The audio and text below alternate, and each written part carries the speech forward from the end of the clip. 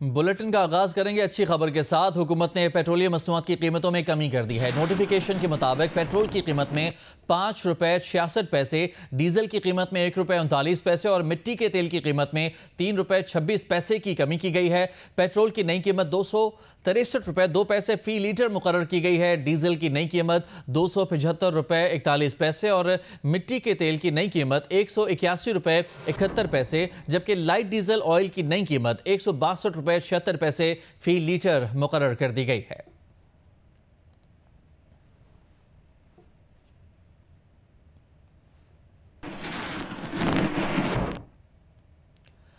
अफगान तालिबान और भारतीय हिमायत याफ्ता फितना अल खवारिज के हमलों के जवाब में पाकिस्तान की मुसल्लह अफवाज की जोरदार कार्रवाई के बाद अफगान तालिबान सरकार ने सीज फायर की अपील कर दी है। पाकिस्तान ने अपील मंजूर करते हुए बुध की शाम 6 बजे से 48 घंटे के सीज फायर पर इत्तफाक भी कर लिया है। इससे पहले पाकिस्तान की फौज ने अफगान दारुल हुकूमत काबुल और कंधार शहर में अफगान तालिबान और फितना अल खवारिज के ठिकानों पर टारगेटेड हमले किए थे। कंधार में पाक फौज ने टारगेटेड हमले करके अफगान तालिबान के बटालियन नंबर 4 और 8 और बॉर्डर ब्रिगेड नंबर 5 और 6 मुकम्मल तबाह कर दी।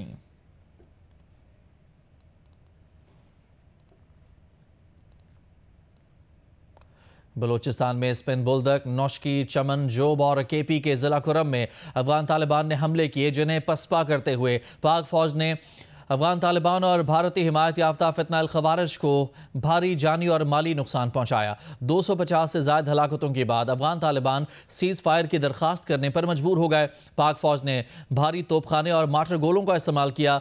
नौशकी सेक्टर में अफगान सरहद से 3 किलोमीटर अंदर गजनाली चेक पोस्ट पर अफगान तालिबान असलहा छोड़कर फरार हो गए।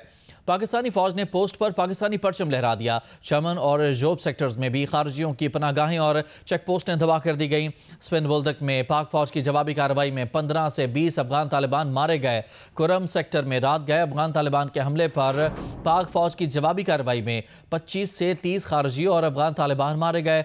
8 अफगान चौकियां और 6 टैंक तबाह हो गए। इसी दौरान सिक्योरिटी जराए ने सोशल मीडिया पर अफगान तालिबान के झूठ का पर्दा भी चाक कर दिया। अफगान तालिबान ने रूस के बने टैंक को पाकिस्तानी टैंक बताकर यह तासुर देने की कोशिश की कि T-55 टैंक पाकिस्तानी फौज से छीना गया है। हकीकत में रूसी साख्ता T-55 टैंक अफगान तालिबान इस्तेमाल करते हैं।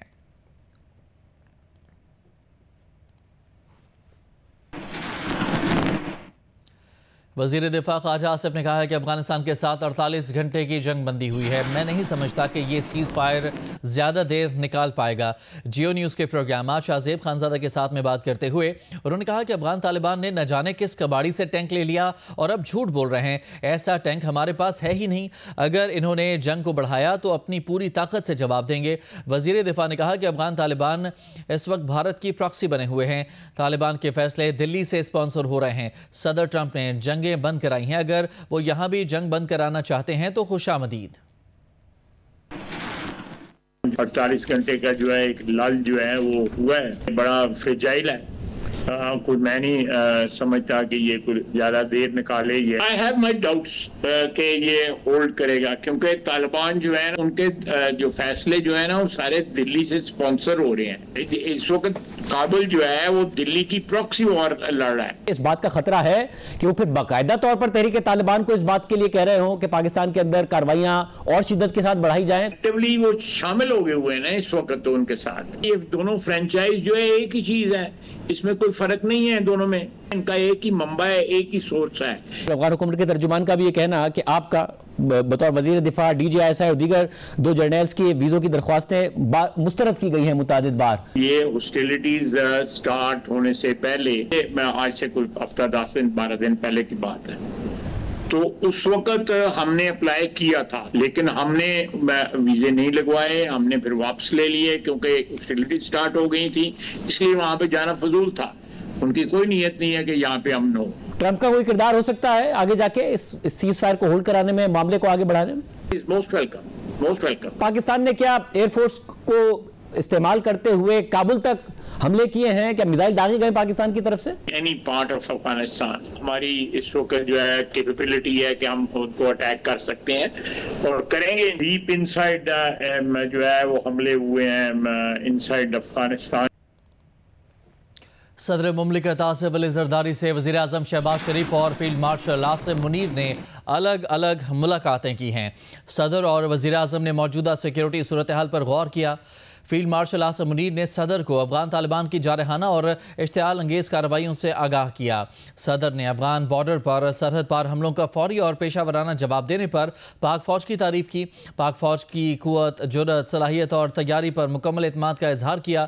इससे पहले एक बयान में सदर ने कहा कि अफगान तालिबान दहशत गर्दों को महफूज पनागाहें फराहम करके खित्ते के मुल्कों के लिए ख़तरा बन रहे हैं। वज़ीर आज़म शहबाज शरीफ ने अफगान तालिबान, फितनाल हिंदुस्तान और फितनाल ख़वारिज के इश्तियाल अंगेज़ियों पर तशवीश का इजहार किया। कहा, मुल्की सालिमियत का हर सूरत दिफा किया जाएगा।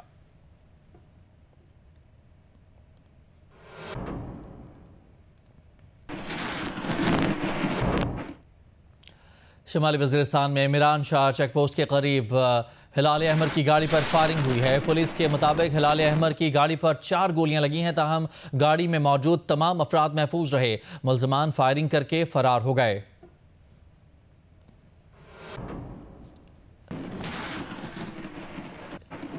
फेडरल बोर्ड ऑफ रेवेन्यू ने टैक्स गोशवारे जमा कराने की तारीख में एक मरतबा फिर 16 दिन की तौसी कर दी है। गोशवारे जमा कराने की तारीख 30 सितंबर से बढ़ाकर 15 अक्टूबर की गई थी। अब इसमें 31 अक्टूबर तक तौसी कर दी गई है। ज़रा के मुताबिक 15 अक्टूबर तक 51 लाख अफराद ने गोशवारे जमा करवाए, जबकि गुज़श्ता साल 15 अक्टूबर तक 46 लाख अफराद ने गोशवारे जमा कराए थे। FBI की जानिब से जारी करदा एलामिये में कहा गया है कि गोशवारे जमा कराने की तारीख में 31 अक्टूबर तक तौसी ताजर तंजीमों और टैक्स बार एसोसिएशंस के मुतालिबे पर की गई।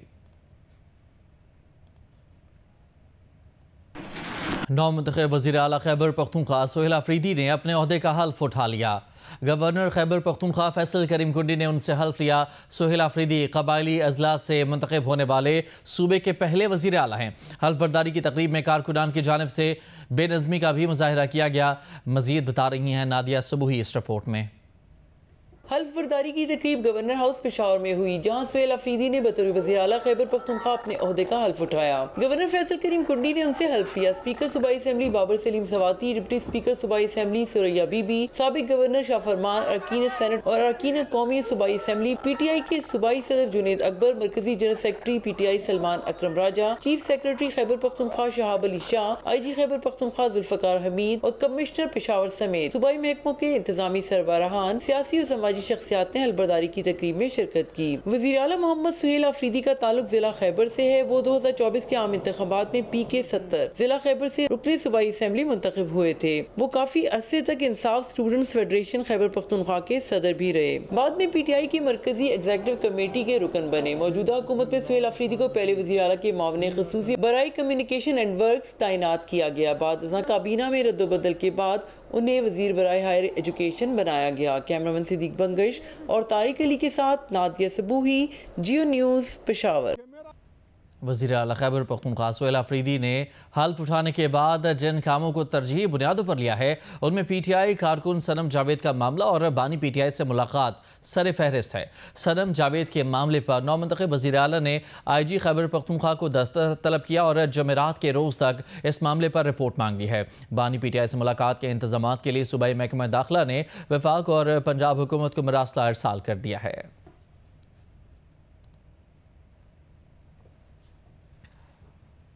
वज़ीर मुमलिकत बराए ख़जाना बिलाल अज़हर कियानी ने कहा है कि तहरीक इंसाफ ऐसा वज़ीर आला लाई है जो रियासत के ख़िलाफ़ बात करता है।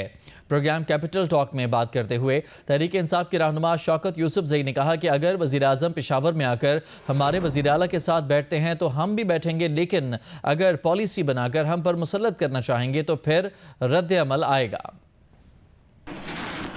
हम जब असेंबली में आते हैं तो किताबें मारते हैं, माइक उड़ाते हैं, ये बात नहीं करते। ये फोरम्स मौजूद थे, यहाँ पे इनको बार बार दावत दी गई और आप फिर CM बार बार एक ऐसा लगाते हैं जो रियासत के खिलाफ बात करता है, जो जंग के मतलब वो बात करता है, जो जवान नहीं कर रहे, जो अफवाज नहीं कर रही, और आप वो अल्फाज अदा कर रहे हैं जो कि फिर मोदी सरकार इस्तेमाल करती है FATF के अंदर। ऐसे सूबे में जहां ऑलरेडी दहशतगर्दी उरूज पर है, आप किस तरह का रवैया अपना रहे हैं?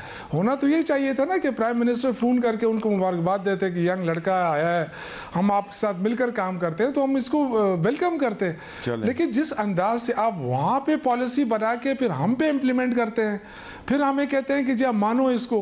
तो ऐसा क्यों नहीं होता है कि स्टेक होल्डर तो खैबर पख्तूनख्वा में पीटीआई है, आप जो भी फैसला करना चाहते हैं आप आए, हमारे सीएम के साथ बैठे, हमारी टीम के साथ बैठे। लेकिन सीएम बैठेगा कि नहीं बैठेगा, कबूल होगा। अगर सीएम इनके साथ बैठेगा तो उसको अडयाला जेल से बुलावा आ जाएगा कि क्यों बैठे हो। मीर साहब नहीं, मीर साहब अगर वो पेशावर में आकर हमारे सीएम के साथ बैठते हैं तो बिल्कुल हम बैठेंगे, लेकिन अगर पॉलिसी वहां बना के हम पे इम्पोज करेंगे उसके रेजिस्टेंस होगी, चाहे जो भी हो। IMF और पाकिस्तान के दरमियान स्टाफ माहिदा हो गया।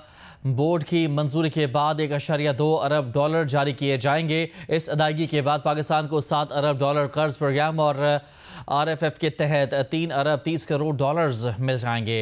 पाकिस्तान को तवानाई के शोबे में गर्दिशी कर्ज का खात्मा, बर वक्त टैरिफ एडजस्टमेंट और निजकारी का अमल जारी रखना होगा। इस्लामाबाद से अशरफ मलखम की रिपोर्ट। IMF और पाकिस्तान के दरमियान स्टाफ लेवल मुआहदा तय है। IMF ने एलामिया में कहा है कि IMF की मुआवनत से जारी तोसी फंड सहूलत के तहत पाकिस्तान का इक़्तिसादी प्रोग्राम बतदरीज इस्तेहकाम और मार्केट एतमाद की बहाली की जानब गामज़न है। माली साल 2025 में पाकिस्तान का करंट अकाउंट 14 साल बाद पहली बार सरप्लस में रहा। माली तवाज़ुन प्रोग्राम हदफ से बेहतर रहा। अफराद-ए-ज़र काबू में है। ज़र मुबादला के ज़खायर में बेहतरी आई है। पाकिस्तान की मुआशी नमू 3.25 से 3.5% रहने का इम्कान है। IMF का कहना है कि माहौलियाती खतरात का मुकाबला करने के लिए जामे इस्लाहात और पॉलिसी पर तसलसल के साथ अमल दरामद जरूरी है। IMF ने एतराफ़ किया कि हुकूमत तवानाई के शोबे की पायदारी, माली नज़्म-ओ-ज़ब्त और साख्ती इस्लाहात के एजेंडे को आगे बढ़ाने के लिए पुरअज़्म है। अशरफ मलखम, जियो न्यूज़, इस्लामाबाद। लाहौर में इंसदाद दहशतगर्दी अदालत ने तहरीक लब्बैक पाकिस्तान के 118 गिरफ्तार कारकुनान में से 98 को जुडिशल रिमांड पर जेल भेज दिया है। 20 मुलजिमा को 18 दिनों के लिए जिस्मानी रिमांड पर पुलिस की तहवील में दिया गया है। ये तमाम अफराद लाहौर के थाना चुंग और थाना बागबानपुरा के इलाके से गिरफ्तार हुए थे। इन पर कौमी अमलाक को नुकसान पहुंचाने और पुलिस पर हमला करने का मुकदमा दर्ज है।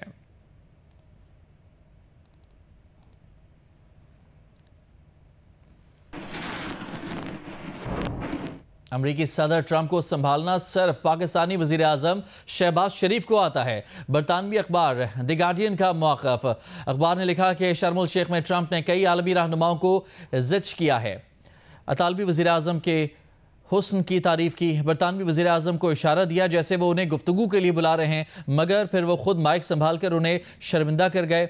लेकिन वाहिद रहनुमा जिन्हें मालूम था कि ट्रंप को कैसे संभालना है, वो पाकिस्तान के वज़ीर आज़म शहबाज शरीफ थे।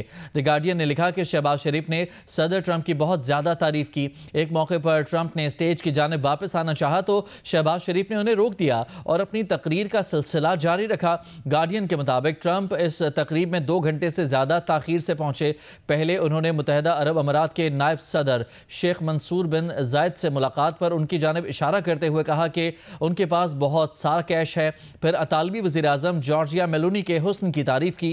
हंगरी के सदर विक्टर ऑर्बान के बारे में कहा कि उन्हें बहुत से लोग पसंद नहीं करते, मगर मैं इन्हें पसंद करता हूं और अहमियत भी सिर्फ मेरी ही है। बरतानवी वज़ीर आज़म स्टारमर के बारे में कहा कि वो कहाँ हैं, हमेशा की तरह मेरे पीछे खड़े हैं। स्टारमर समझे कि उन्हें बोलने की दावत दी जा रही है, मगर ट्रंप ने एक बार फिर माइक पर गुफ्तगू शुरू की तो स्टारमर को शर्मिंदा सा होकर वापस अपनी जगह पर जाना पड़ा।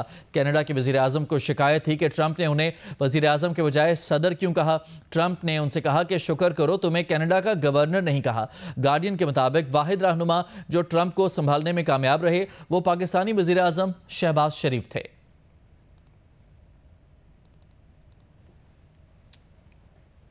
हमास का कहना है कि उसने ट्रंप के गजा मंसूबे के तहत इस्राएली कैदियों के हवाले से अपनी जिम्मेदारियों को पूरा कर दिया है। जिस बात पर इत्तफाक हुआ था उस पर अमल किया गया है। हमास ने मजीद कहा कि उसने अपने पास मौजूद तमाम जिंदा इस्राएली कैदियों को और जिन लाशों तक रसाई मुमकिन थी उन्हें हवाले कर दिया है। जहां तक बाकी लाशों का ताल्लुक है तो उनकी तलाश और बाजियाबी के लिए खुसूसी साजो सामान और बड़ी कोशिशों की ज़रूरत है। मामला मुकम्मल तौर पर हल करने की भरपूर कोशिश जारी है।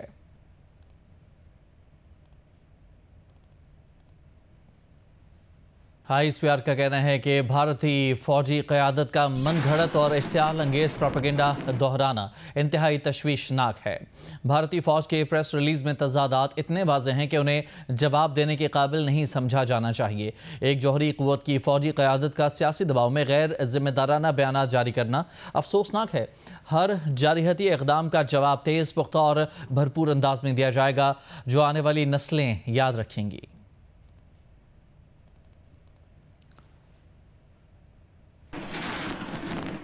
पीपल्स पार्टी के सीनियर रहनुमा और साबिक स्पीकर सिंध असम्बली आगा सिराज दुरानी की नमाज़ जनाजा गढ़ी यासीन शिकारपुर में अदा कर दी गई है। वो बुध के रोज़ कराची में इंतकाल कर गए थे। उन्हें तबीयत ख़राब होने के बायस 1 माह कबल कराची के निजी अस्पताल में मुंतकिल किया गया था। आगा सिराज दुरानी 5 अक्टूबर 1953 को शिकारपुर की तहसील गढ़ी यासीन में पैदा हुए। आगा सिराज दुरानी ने इब्तदाई तालीम कराची से हासिल की। उन्होंने सिंध मुस्लिम लॉ कॉलेज से LLB किया। आगा सिराज दुरानी ने 1985 में पहली बार ज़ियाउल हक के दौरे हुकूमत में इंतखाबात में हिस्सा लिया। उन्होंने 1988 में पाकिस्तान पीपल्स पार्टी में शमूलियत इख्तियार की और इंतखाबात में कामयाबी समेटी। 1990 में उन्हें कुछ अरसा जेल में भी गुजारना पड़ा। आगा सिराज दुरानी 2013 में सिंध असम्बली के स्पीकर मुंतखब हुए थे।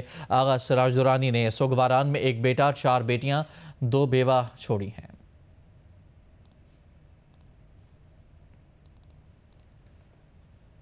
और अभी कराची से खबर है, जहां के इलाके शेरशाह में रिहायशी इमारत में वाक़े ऑयल डिपो में आग लग गई। आग ने करीबी मकानात को अपनी लपेट में ले लिया है। 5 अफराद झुलस गए हैं। आग को तीसरे दर्जे की करार दिया गया है। आग ने करीबी मकानात को भी लपेट में ले लिया है, जबकि रेस्क्यू हुकाम का कहना है कि गैस लाइन से गैस के अखराज के बायस आग की शिद्दत में इजाफा हुआ था। और अब ताज़ा तरीन इतलात के मुताबिक फायर ब्रिगेड ने आग पर काबू पा लिया है। कराची का इलाका शेरशाह, जहां रिहायशी इमारत में वाक़े ऑयल डिपो में आग लग गई थी, करीबी मकानात को भी इस आग ने अपनी लपेट में ले लिया था। 5 अफराद इस आग के नतीजे में झुलस गए थे। अब आग पर काबू पा लिया गया है।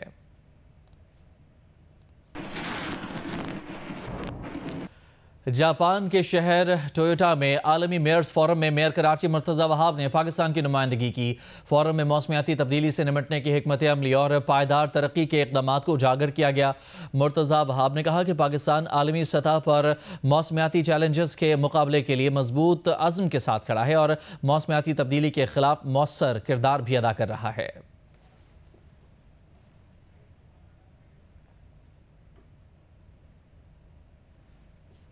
कराची में पुलिस ने अफगान महाजरीन के जेर कब्जा 15,000 मकानात पर से कब्जा छुड़ाने के लिए ऑपरेशन शुरू कर दिया। नॉर्दर्न बाईपास पर बनी अफगान बस्ती के 300 से ज़ायद मकानात पर से कब्जा छुड़ाकर उन्हें गिरा दिया गया है। दीगर मकानात के लिए ऑपरेशन आज यानी जुमेरात को दोबारा शुरू किया जाएगा। नाजायज़ काबज़ीन ने पुलिस पर पथराव करके ऑपरेशन रुकवाने की भी कोशिश की। पुलिस ने मुतादिद अफराद को हिरासत में ले लिया।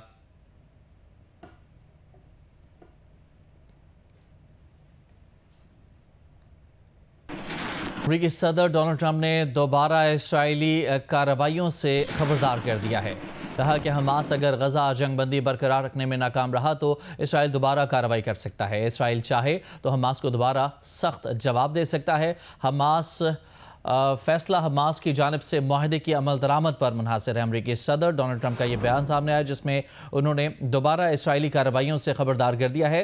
अमेरिकी सदर डोनाल्ड ट्रंप ने कहा कि हमास अगर गजा जंगबंदी बरकरार रखने में नाकाम रहा तो इसराइल दोबारा कार्रवाई कर सकता है। इसराइल चाहे तो हमास को दोबारा सख्त जवाब दे सकता है।